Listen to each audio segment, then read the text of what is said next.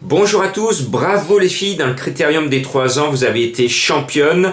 Il n'y a pas de phénomène masculin chez les 3 ans, cela s'est vu. Anna Demol gagne comme une grande championne qu'elle va devenir au fil des mois et des années. Bravo. Les mâles de 3 ans, bien il n'y a pas de crack dans cette génération parce qu'il n'y en a aucun qui a couru en patron. Ils ont eu peur, ils ont été timides. Résultat, les filles ont fait toute la course et elles méritent d'être à l'arrivée. Pardon d'avoir oublié Franck Nivard. Les rares fois où j'oublie de mettre Franck Nivard, il me casse la baraque, c'est ce qui est arrivé. Elga Fell, alors, non partant au dernier moment, alors je vous explique quand même. Le cheval a un problème de ligament au genou. Eric Raffin s'en est aperçu et Philippe Allaire sagement arrêté le cheval. On le reverra pas de l'hiver, il part au repos, se reposer, c'est un futur grand champion.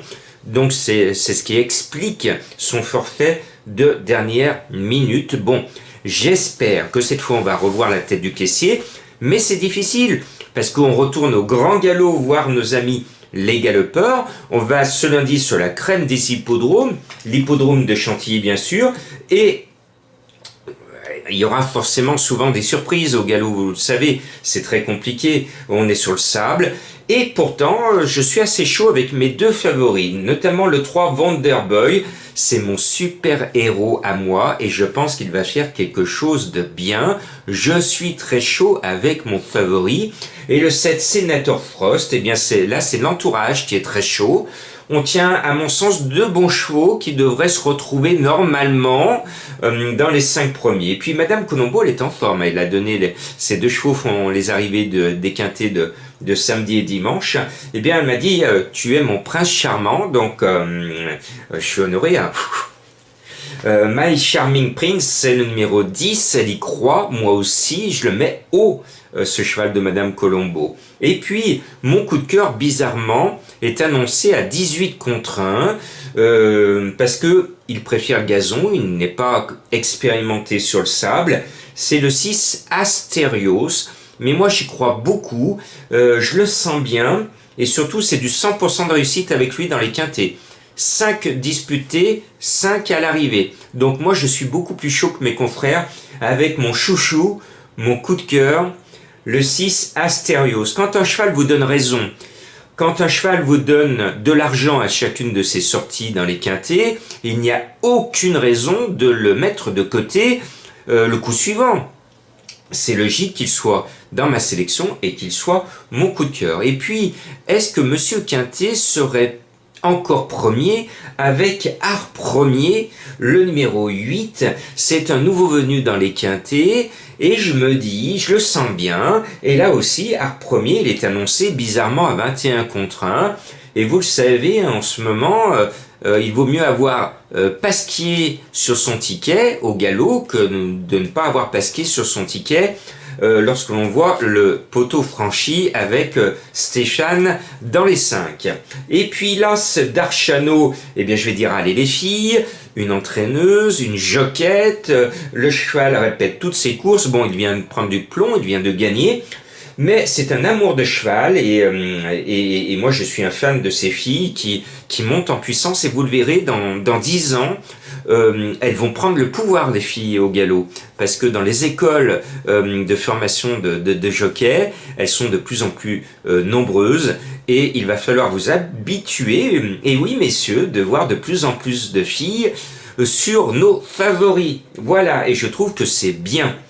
C'est ce qui s'appelle la parité. Et puis, oh capitaine, mon capitaine, Bachibouzouk, je me suis dit la dernière fois, parce que Mille Sabords m'a déçu, mais il a été malheureux. Cette fois, je le repêche, le 5 Mille Sabords, parce qu'il a été préparé pour l'hiver.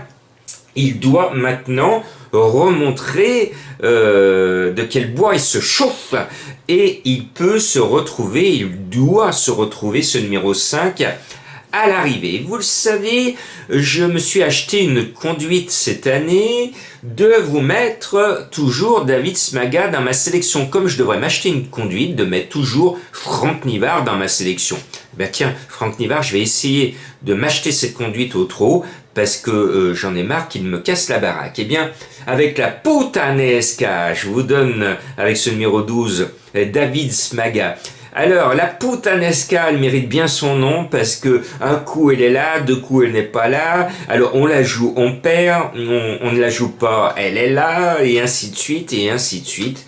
À ce point, je trouve qu'elle trouve l'occasion de redorer son blason, et je préfère avoir David Smaga avec moi parce que cette année, les rares fois où j'ai oublié David Smaga, ou quand il y avait deux Smaga que j'en mettais un, c'était l'autre qui sortait, donc je me couvre.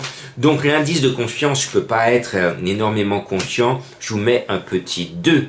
Allez, bonne chance, et on se rapproche de Noël, je vais essayer d'appeler à la rescousse le Papa Noël pour vous faire toucher un joli ticket à glisser au pied du sapin.